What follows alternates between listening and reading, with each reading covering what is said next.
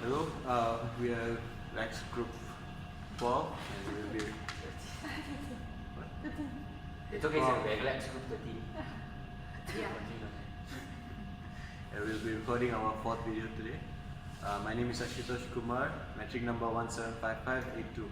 I'm Nur Syahada Binti Samad, metric number 175229. My name is Brian Andrew. My reference number is 175634. I am Siti Nazrata Tira binti Ismail, 174530. So today's topic is on humane slaughtering. Humane slaughtering. So could you read out the abstract? So that the abstract equation. Okay. So we need to discuss about humane slaughtering. What do you understand by this? What is the current understanding on what is humane? Are you an opponent or proponent based on your understanding on the ritualistic or religious and ethical standing? Talk about animal welfare within this context and how we can improve our own system. Okay, so I see a lot, mentioning of pros and cons.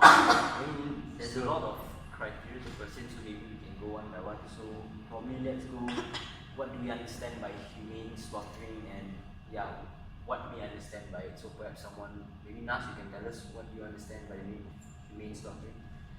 I think humane slaughtering is ethical slaughtering and consider animal welfare. And any points? I think maybe humane means that we lessen the pain in the animal while slaughtering them.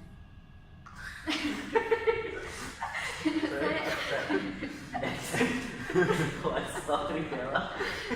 I think I got what she meant. I think she went on the lines of the ethical, being ethical and reducing any kind of further stress or if that could be implied. Well, because there's two parts to that, definition, which is what do we understand by it, and the second part is the current understanding of humane slaughter. I mean, if you take a look at previous histories and up to the current events based on animal welfare and whatsoever, the practice of humane slaughtering has greatly differed from what it was to what it is. So previously we can see that slaughtering is just an act of putting down the animal and then just chopping off their head or slicing off their neck, jugulars, whatever. But with the development of research based into and also animal welfare and humane slaughtering, plus certain religious texts like the Quran with the kosher slaughter, is it, and the Quran with the halal slaughter, then you can see improvements in what slaughtering is now, which is like we have to stun the animal first so that the animal is not actually aware that it is about to be slaughtered, and even where the animal is previously placed, then there is a special mechanism where they only go in one direction, and even then they cannot see what is at the end. So once they are knocked out, then there is a proper slaughter method where you have to cut through the carotid, the jugular, the esophagus, the trachea, and etc. So I think that defines what humane slaughter is at this particular moment in time. So what do you guys think about that? About just that general progress from... Actually, I don't think it's much of a progress. I think it differs greatly when you consider cultural and geographical. People say that slaughtering has, the so-called humane slaughtering is being so-called improved. But then remember back in the past, the act of that head completely being chopped off, what it did was quick death. That's the main aim at that point. But then later on, of course, religious texts and then cultural values were considered. But then let's just talk about the halal food. Here, it's cutting off the jugular, what I think it is, right?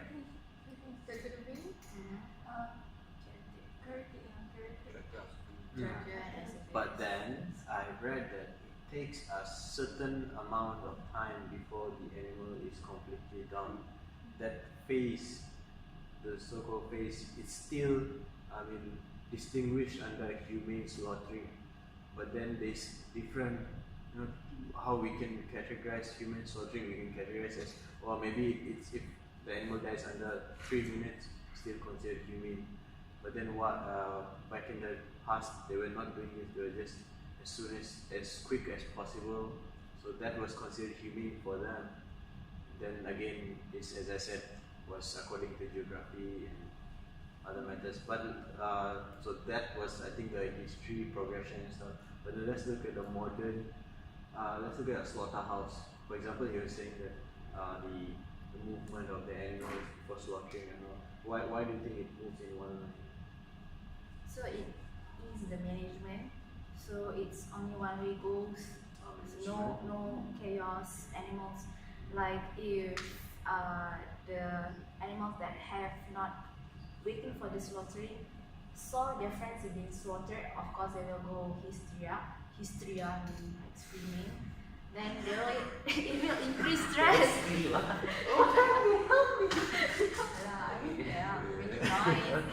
They will reluctantly to get slaughtered. So it will increase stress. Okay, so I mean now I think everyone has discussed about I what. want to add something. Oh, yeah, I want to add go something on. about the slaughterhouse. Yeah. The slaughterhouse 18, I mean the lane, Mm. 18 is 18 euro, I think. Yeah, And so it's only one animal at a 15 time. euro, and another one is it curves. It's not straight like that, and then I think the lower it curves. So the animal being slaughtered is not being seen by the rest. Yeah, yes, Right? and then you feel so relaxed because it's like never ending. It means I heard before this, if it got ages, the animals will be afraid. It's like, oh, Oh, what is next? I think what you mentioned is when they say that it follows the natural movement of the bird yeah. instead of direct, you know. It's not like hedges, no blind spots. Okay, so I think we have all discussed about what we understand from humane slaughtering, etc., etc. So the next part of this is, are you an opponent or proponent based on your understanding, based on ritualistic or religious values, like when we and ethical standing, like when we compare halal slaughter and, as Ashur said, previous slaughters, like we just chop off the entire head, and is it ethical, one thing? So perhaps someone would like to start from, like, what do they think about this? Let's maybe talk about the pros first, or cons, whichever you do. Yeah, we just discuss about whatever you want. Proponent. So I'm proponent means we support Yeah, support. the thing. So I support halal slaughtering because it's severing 4 things, right? Yeah, the jugular, carotid, trachea, and also the nerve at the neck, right? There's some nerve at the neck. The spine. The spinal cord is not. sure. Yeah, okay. It's really good to severe the jugular vein first, all the large veins, because it will drain out all the blood from the meat, so it will So it's clean. clean the meat and preserve the quality of the meat. The quality of the meat is greatly improved as well. Because as she mentioned, in halal slaughter you actually drain the entire carcass, right? But then when you compare it in terms of right now, at this particular moment in time, in developed countries, halal slaughter is when the animals are stunned first and then only like slaughtered. But then when you compare it to like village areas, or especially during like korban, because korban is done not in a slaughter plant, right? It's done in the village. So when you compare it to that, because there is no stunning, one thing, and it depends on the person who is holding the knife as well. So in that case, what do you think is the ethical stand on this? Like, is it still ethical? I mean, in terms of when you are a veterinarian and you understand that animals also go through physiological and anatomical processes, etc., etc. Like, does this still affect the animal in terms of pain and everything when compared to like medieval times when people just chopped off, including the entire spinal cord, because that totally ends all process? So anyone has anything to comment about that? I have comment about that. I have experience seeing like my own time.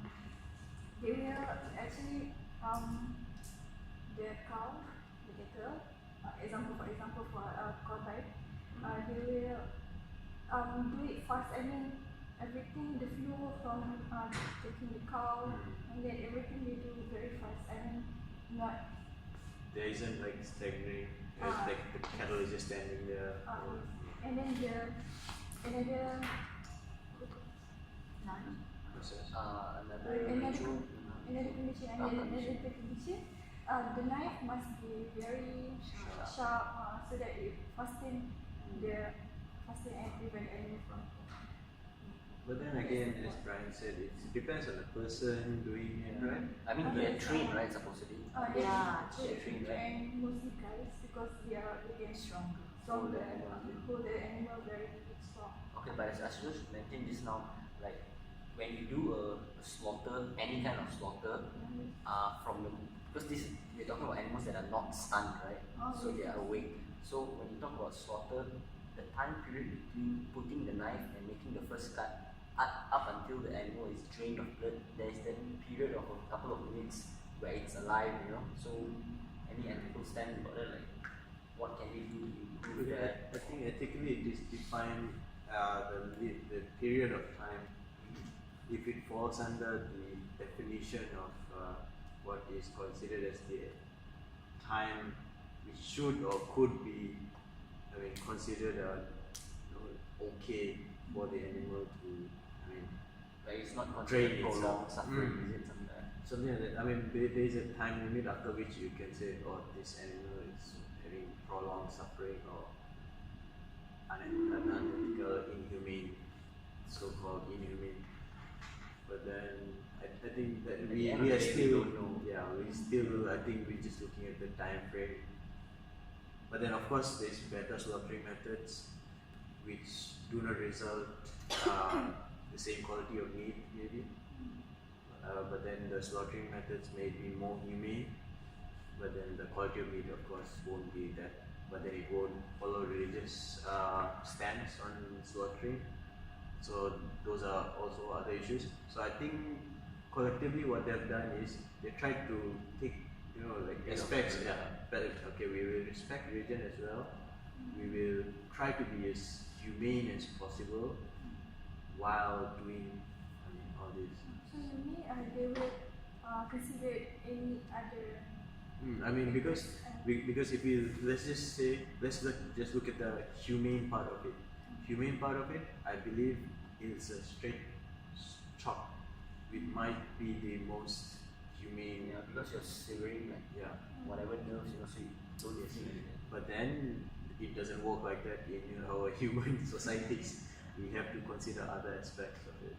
So that's I think what you were trying to mention is when you combine the different things, Yes. that's when we have like slaughter, which is actual slaughter, plus we stun the animal.